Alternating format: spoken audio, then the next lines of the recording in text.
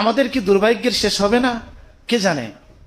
আমাদের এই দুর্ভাগা এই জাতির কবে যে মুক্তি হবে কে জানে?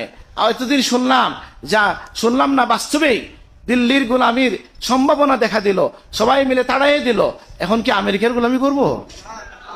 তাহলে আমরা সরকারকে আজকের সভা থেকে, আমিও তালামিজের সভাপতির সাথে সুর মিলাই বলতে চাই যে আমরা স্বাধীন চেতা জাতি হিসাবে মাথা উঁচু করে দাঁড়াতে চাই। আপনারা আমাদেরকে কারো গোলাম বানাবেন না। আপনারা এই মানবাধিকার কমিশনের কি প্রয়োজন পড়লো? এবং এই সরকারের ইস্যু তো এগুলো হওয়ার কথাও ছিল না। এই সরকার তো একটা ভালো নির্বাচন দিবে। আমি যদি ভোট টুট দিই না, তারপরে বলতেছি মানুষ যেটা চায় যে নির্বাচন হবে, একটা সরকার আসবে, জনগণের সরকার হলে জনগণের পালসটাও বুঝে, তাই না? আর আপনি কে কোথা থেকে উড়ে এসে জুড়ে বসলেন, লোকজনও কম, লোক বলো তাদের আসলে কম, সব কথা হয়তো তার কাছে পৌঁছায় না। তো আমরা নসিহতের উদ্দেশ্যেই বলবো যে আমাদের এই জাতিকে নিয়ে আর যেন ছেলেমেলে খেলা না হয়। প্রত্যেকে তার ব্যক্তিগত জীবনে আমি সবাইকে অনুরোধ করব, ভাই মিছিল মিটিং এটা তো মাঝে মধ্যে করবেন, প্রতিদিন আল্লাহর কাছে হাত তুলেন না, দোয়া করেন না?